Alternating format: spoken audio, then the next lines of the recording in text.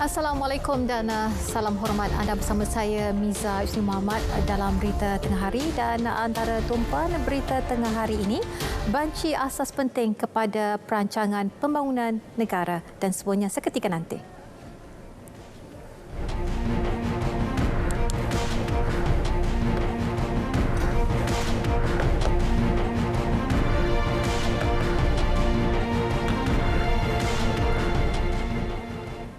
Perdana Menteri menyeru semua rakyat Malaysia bekerjasama dalam menjayakan Banci 2020. Tan Sri Muhyiddin Yassin percaya panduan SOP yang disediakan akan dipatuhi sebaiknya Jabatan Perangkaan Malaysia dan masyarakat terlibat meskipun negara masih mendepani wabak COVID-19 dan fasa Perintah Kawalan Pergerakan Pemulihan. Jelasnya berdasarkan maklumat yang dibekalkan, ia akan mencorak kehidupan generasi masa hadapan yang bakal mengemudi negara ke satu tahap lebih baik. Melaluinya, setiap perancangan dasar kerajaan yang dibuat dapat difokuskan kepada pembangunan ekonomi dan pengagihan kekayaan negara kepada semua peringkat lapisan masyarakat tanpa mengira etnik, pendapatan dan rantaian. Pengurusan negara merentasi pelbagai sektor juga akan lebih tersusun dan saksama yang akhirnya akan memastikan kesejahteraan rakyat tetap menjadi fokus utama. Beliau berkata demikian semasa melancarkan Hari Banci Penduduk dan Perumahan 2020 di Putrajaya. Jelasnya peranan dan tanggungjawab yang perlu dipikul kerajaan dan rakyat adalah bagi memastikan kelangsungan pembangunan negara secara kompetitif, berintegriti dan bermaruah. Ini bagi memastikan rakyat dapat mengecapi taraf hidup yang wajar serta tumpuan terhadap pembangunan dan kemajuan negara. Sementara itu, kerajaan komited meneruskan usaha pembangunan negara melalui Rancangan Malaysia ke-12 dan Wawasan Kemakmuran Bersama 2030. Menurut Tan Sri Muhyiddin, dalam melaksanakan usaha pembangunan negara berpandukan WKB 2030, wujud keperluan perancangan polisi semasa dan masa hadapan. Dan ini menuntut rakyat Malaysia untuk menjadi lebih proaktif dan responsif.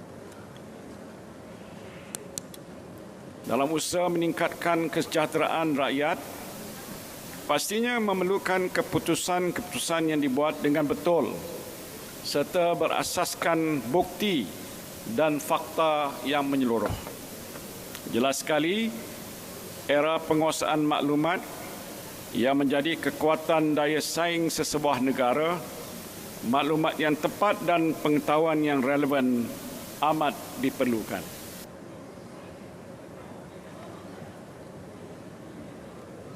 MRSM Trolak Sungai Perak sekali lagi dipilih sebagai lokasi penganjuran sambutan Hari Peneroka Felda Peringkat Kebangsaan 2020.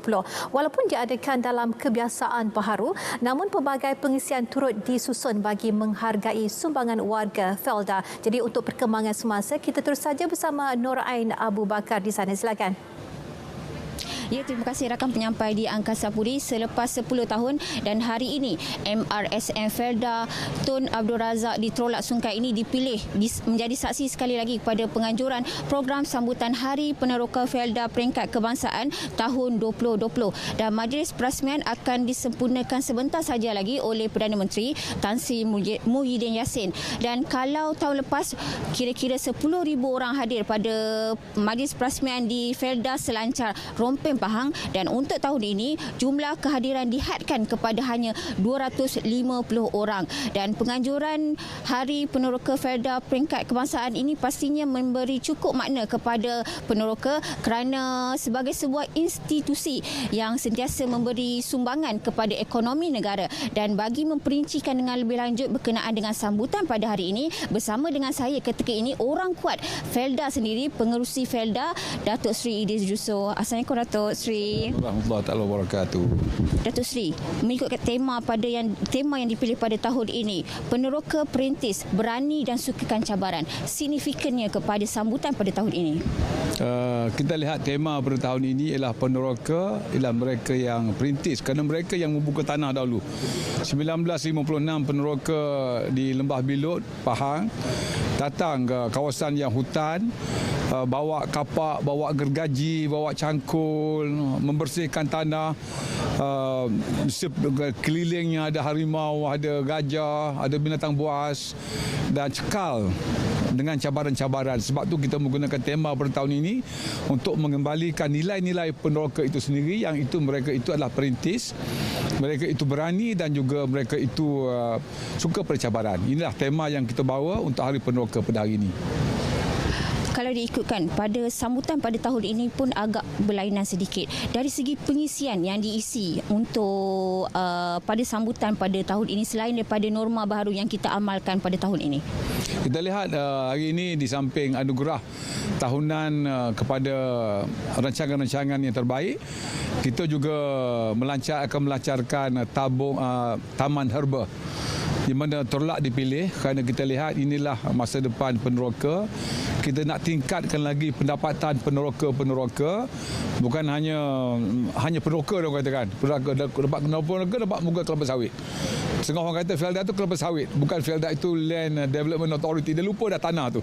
Sebab itu kita akan menggunakan tanah dengan sebaik-baiknya dengan menanam tanaman-tanaman yang bernilai tinggi. Di antaranya ialah herba yang kita akan ekspor seluruh dunia, insya-Allah. Datuk Seri, kita tahu bahawa Datuk Seri baru saja memegang tampuk pemerintahan Felda ini baru 2 bulan.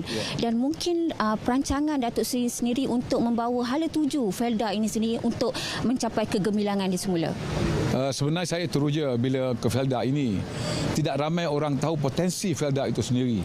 Potensi Felda yang pertama, jumlah tanah yang ada lebih daripada 1 juta ekar. Jumlah warga Felda sendiri, warga Felda yang hampir 2 juta. Daripada peneroka kepada anak peneroka, kepada cucu peneroka, kepada cicit peneroka. Dan jika digabungkan kehebatan tanah dan juga peneroka, diletakkan pengurusan dan kepimpinan yang baik dan juga teknologi. Kita lihat di luar ada UPM, ada Kementerian Sains, Teknologi, Inovasi, ada institusi inovasi. Kita lihat digabungkan semula dan katakan tadi peneroka, warga Felda dengan tanah yang ada yang begitu luas, hampir 2 juta ekar, dengan pengurusan dan kepimpinan yang baik, tambah dengan teknologi. Kita lihat Felda, kalau mutih lah, is going to be in the Fortune group very soon. InsyaAllah, Datuk Seri. Selamat Hari Peneroka Felda sekali lagi, Datuk Seri. Sama-sama. Untuk makluman juga, sambutan pada hari ini juga akan disiarkan secara langsung menerusi TV1 dan juga live streaming. Jadi kepada anda semua yang tidak berkesempatan, boleh menonton sambutan ini secara langsung menerusi TV1. Teruskan kesetiaan anda bersama RTM. Jadi saya kira setakat itu dulu sumbangan daripada kami di Hari Peneroka, sambutan Hari Peneroka Felda peringkat kebangsaan tahun 2020 di MRSM Torlak ini. Kembali semula kepada Miza di Angkasa Puri. Silakan. Baik, terima kasih Nur Ain. Tenaga Nasional Berhad TNB bersedia memperluas pelan gentian optik dan kesaling hubungan negara NFCP ke seluruh negara khasnya di negeri Semenanjung yang strategik untuk dilaksana program itu. Menteri Komunikasi dan Multimedia Datuk Saifuddin Abdullah berkata 135,000 kediaman di 5 negeri seperti Melaka, Johor, Perak, Pulau Pinang dan Kedah akan menikmati perkhidmatan ini. Bagi kerajaan yang paling mustahak ialah semua orang mainkan peranan masing-masing dan kita alu-alukan penglibatan TNB dalam bidang ini. Orang selalu fikir TNB dia bagi api elektrik saja, tapi dia juga muncul untuk membantu, dan pada kerajaan kita mengalu-alukan. Jadi bukan hanya telco tetapi syarikat utility seperti TNB juga main peranan. Pokok pangkalnya pada rakyat, dia tak kisah siapa yang provide the service. Pada dia dapat kemudahan. Beliau berkata demikian selepas mengadakan lawatan kerja ke TNB Jasin. Datuk Saifuddin berkata sejak dilancar tahun lalu, 1,100 premis di 3 kawasan di Jasin iaitu Taman Merbau, Taman Maju dan Felda Kementor mendapat manfaat daripada projek ini. Rangkaian akses terbuka bagi projek ini sedang diperluas secara berperingkat ke kawasan bandar dan luar bandar yang kurang liputan infrastruktur fiber optik. Kementerian Kesihatan komited menangani penyakit tidak berjangkit NCDS seperti diabetes, hipertensi dan kolesterol tinggi. Menterinya Datuk Seri Dr. Adham Baba berkata selain fokus memerangi wabak COVID-19, perhatian perlu diberikan kepada pesakit NCDS memandangkan kumpulan ini antara yang berisiko mendapat jangkitan COVID-19. Tinjauan Kebangsaan Kesihatan dan Morbidity 2019 mendapati 1 daripada 5 rakyat Malaysia mengidap diabetes. KKM komited untuk memastikan kejayaan mengurangkan kadar jumlah pesakit NCDS termasuk menggalakkan golongan B40 melakukan saringan kesihatan melalui inisiatif skim peduli kesihatan. Beliau berkata demikian semasa menyampaikan amanat kepada warga KKM di Putrajaya. Selain mempergiat usaha menangani NCDS, KKM turut memberi penekanan mengekang penularan wabak denggi yang menunjukkan peningkatan. Trend peningkatan direkod sejak pertengahan April dengan jumlah kumulatif 48,584 kes dilaporkan membabitkan 88 kematian.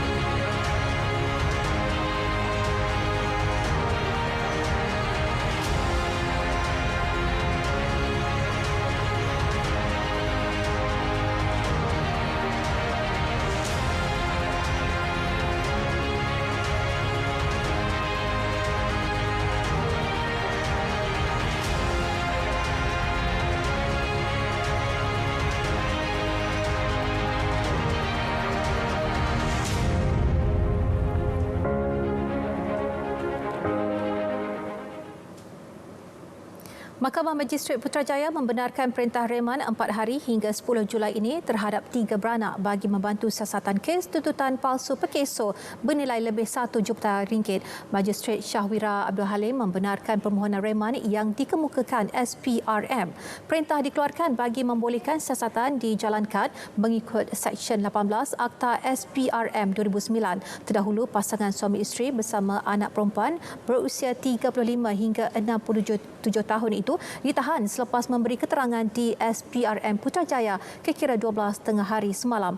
Kesemua suspek disyaki bertindak sebagai ejen sindiket pemalsuan laporan perubatan orang berinsuran OB dalam kalangan pencarum pekeso yang membuat permohonan tuntutan hilang upaya sementara atau kekal dan pencen ilat.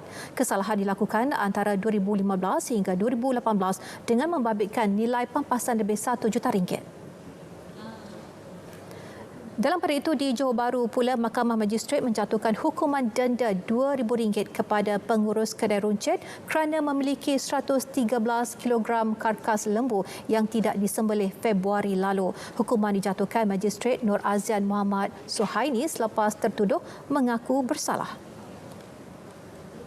Berdasarkan pertuduhan, Mat Bilal Hussein, 48 tahun, yang merupakan warga Bangladesh, didakwa memiliki 113 kg karkas yang tidak disembelih di rumah penyembelihan diluluskan atau rumah penyembelihan dilesenkan. Kesalahan itu dilakukan di sebuah kedai runcit di Taman Desa Idaman, Senai pada pagi 16 Februari lalu. Tertuduh didakwa mengikut Subkaedah 5/3 Kaedah-Kaedah Binatang (Kawalan Penyembelihan) 2009 Akta Binatang 1953 Pindaan 2013. Kes dikendalikan Muhammad Zamri Shah alias Ishak manakala tertuduh tidak diwakili peguam. Kerajaan Negeri Melaka memperuntukkan hampir RM110,000 setahun untuk kerja pembersihan tapak warisan sejarah negeri yang mendapat pengiktirafan warisan dunia UNESCO. Menurut Ketua Menteri Datuk Sulaiman Mat Ali, kerja pembersihan seperti penjagaan lanskip, mencatas pokok dan memotong rumput dilakukan Majlis Bandaraya Melaka Bersejarah, Majlis Perbandaran Alor Gajah, Majlis Perbandaran Hang Tuah Jaya serta Majlis Perbandaran Jasin. Nur Amalina Abdul Halim ada laporannya. Kerajaan negeri turut berusaha memastikan pengiktirafan UNESCO dikekalkan menerusi enakmen pemeliharaan dan pemugaran warisan budaya negeri Melaka 1988. Turut ditubuhkan jawatan kuasa pemeliharaan dan pemugaran warisan negeri yang dipengerusikan oleh beliau sendiri dengan ahlinya terdiri daripada agensi kerajaan yang berkaitan dengan warisan dan badan bukan kerajaan. Selain daripada itu juga, dalam memastikan usaha pemeliharaan warisan tersebut, kerajaan negeri juga telah melaksanakan kutipan cas warisan bermula pada tahun 2012. Jadi cas warisan ini digunakan untuk menjana semula kos penyediaan infrastruktur, keindahan, keceriaan, kerja pemeliharaan dan pemulihan warisan Melaka. Sementara itu, Datuk Bandar MBMB Datuk Zainal Abu menjelaskan di peringkatnya turut menubuhkan jawatan kuasa teknikal iaitu jawatan kuasa eksekutif pelaksanaan pembangunan warisan Bandaraya Melaka. Jawatan kuasa ini berfungsi untuk mengkaji dan menimbang semua permohonan berdasar daripada keputusan pelan bangunan yang terletak dalam tapak warisan dunia serta membuat sure terhadap faktor-faktor kawasan, monumen atau bangunan-bangunan yang memerlukan tindakan pemeliharaan selaras dengan garis panduan bangunan warisan dalam rancangan kawasan khas tapak warisan dunia Melaka. MBMB juga mengambil inisiatif mewujudkan penguatkuasa warisan bagi tapak warisan dunia Melaka yang bertujuan untuk memantau terhadap aktiviti dalam kawasan warisan, terutamanya aktiviti pembinaan dengan atau tanpa kelulusan MBMB sekaligus memantapkan pengurusan bandaraya warisan dunia yang terdiri daripada 3,071 buah bangunan. Hari ini genap 12 tahun Melaka diiktiraf sebagai tapak warisan dunia UNESCO. Justru seluruh rakyat negeri Melaka perlu bersama-sama berganding bahu untuk kita terus memeliharakan tapak warisan ini untuk tatapan generasi akan datang. Nur Amalina Abdul Halim melaporkan untuk Berita RTM. Dalam pada itu, beberapa kawasan di Johor Bahru akan diberi nafas baharu dalam usaha melonjakkan reputasinya sebagai salah satu tarikan pelancongan dan ia sebahagian daripada projek pembangunan Majlis Bandaraya Johor Bahru MBJB dengan kerjasama Think City Ibrahim International Business District IIBD. Esko Perumahan dan Kerajaan Tempatan Negeri Ayub Jamil memaklumkan antara kawasan terlibat ialah Jalan Dobi, Jalan Trus dan Jalan Meldrum. Sebanyak 175 bangunan lama kekal di sekitar Johor Bahru dikenal pasti untuk dikekalkan dalam pembangunan tersebut. Di kawasan ini, downtown Johor Bahru ni dia ada sejarah yang besar, kan? Jadi kita ada kekuatan di Johor Bahru tapi kita tak pernah eksplorkan benda itu, kekuatan yang ada di Johor Bahru. Dengan kerjasama daripada Datuk Bandar, dengan sokongan Datuk Bandar, saya ingat kawasan Johor Bahru ni, di kawasan Old Town ini kita boleh ubah suasana ni. Dan insyaAllah kerajaan negeri akan, seperti saya sebutkan, akan memberikan sokongan. Pembangunan turut memberi perhatian kepada penaik tarafan laluan pejalan kaki bagi menaikkan imej bandar. Kerajaan negeri bersama beberapa pihak bercadang memperuntukkan RM10 juta bagi melaksanakan program jalinan kerjasama masyarakat untuk tempoh 3 tahun.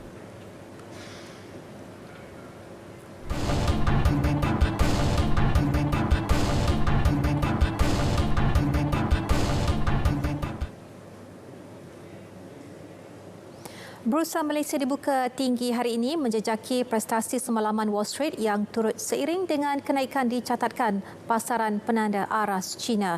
Dan pada pukul 12.26 tengah hari tadi, Bursa Malaysia susut 8.47 mata kepada 1,568.43 mata.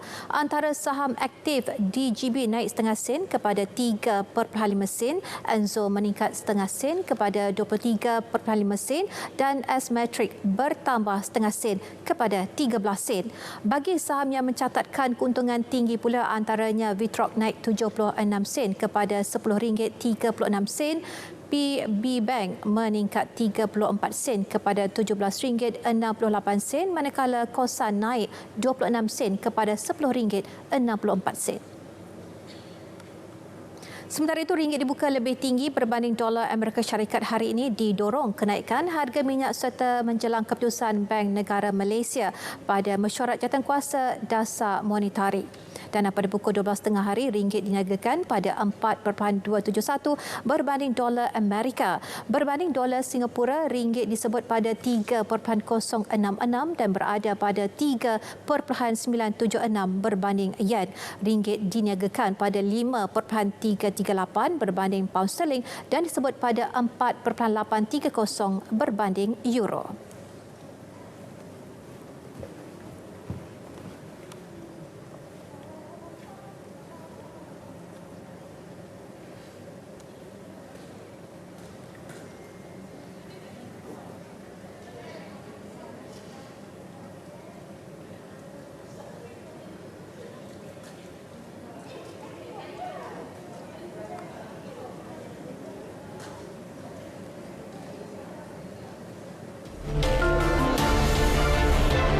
India kini negara ketiga tertinggi di dunia kes COVID-19, semuanya seketika nanti.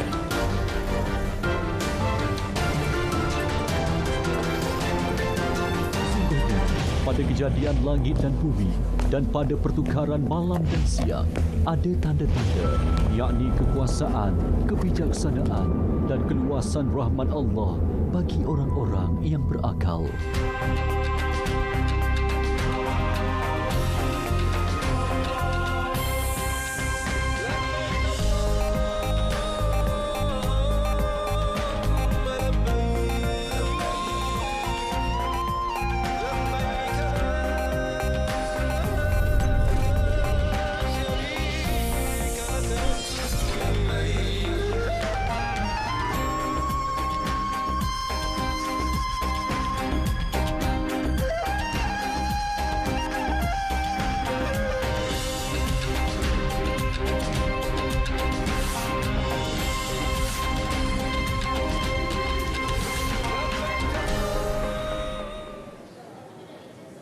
Bertemu kembali. India kini muncul negara ketiga paling banyak merekodkan kes jangkitan COVID-19 mengatasi Rusia.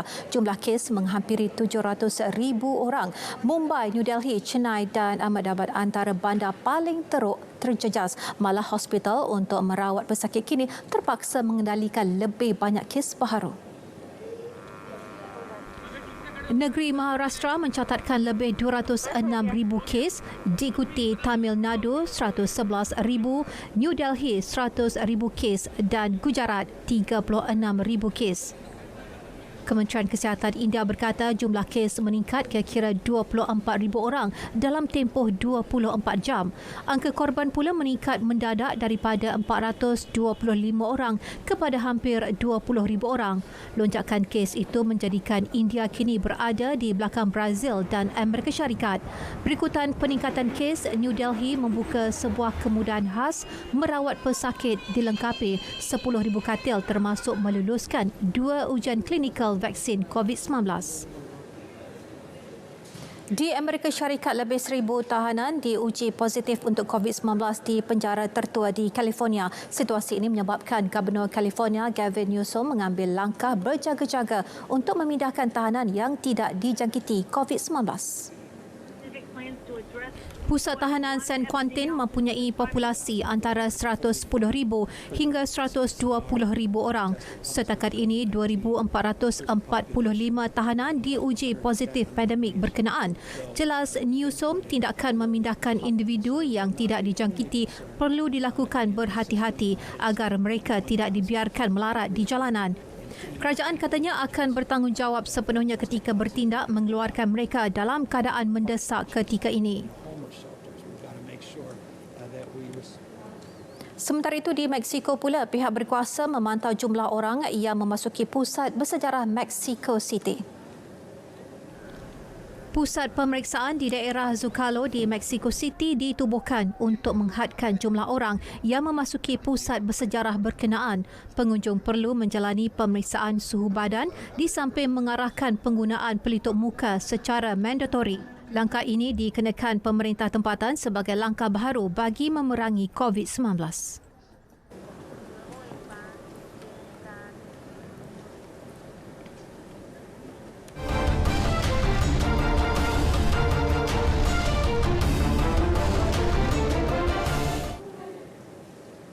Kementerian Belia dan Sukan bakal membawa usul bagi memulakan kempen Liga Malaysia musim ini dalam mesyuarat khas bersama Menteri-Menteri Khamis ini. Menterinya Datuk Seri Rizal Marikan, Naina Marikan berkata cadangan itu antara yang akan dibentangkan melibatkan sukan bersentuhan.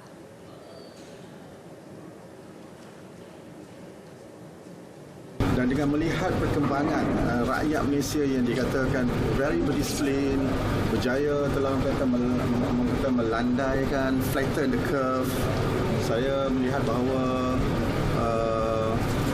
keyakinan, bukan kata di kalangan rakyat, juga kerajaan untuk memberi keterusan, kebenaran agar sukan-sukan seperti bola sepak, konteks sport itu untuk mula dan kembali beraksi. Bagaimanapun, perjalanan sukan berkenaan bakal diadakan tanpa kehadiran penonton. Saingan Liga Malaysia 2020 ditangguhkan sejak Mac akibat penularan COVID-19. Bagaimanapun, Majlis Keselamatan Negara MKN telah membenarkan semula aktiviti bola sepak diadakan seperti biasa dengan mematuhi SOP ditetapkan. Datuk Seri Rizal Marikan ditemui dalam sesi lawatan ke venue Sukma Johor 2020 di Johor Bahru.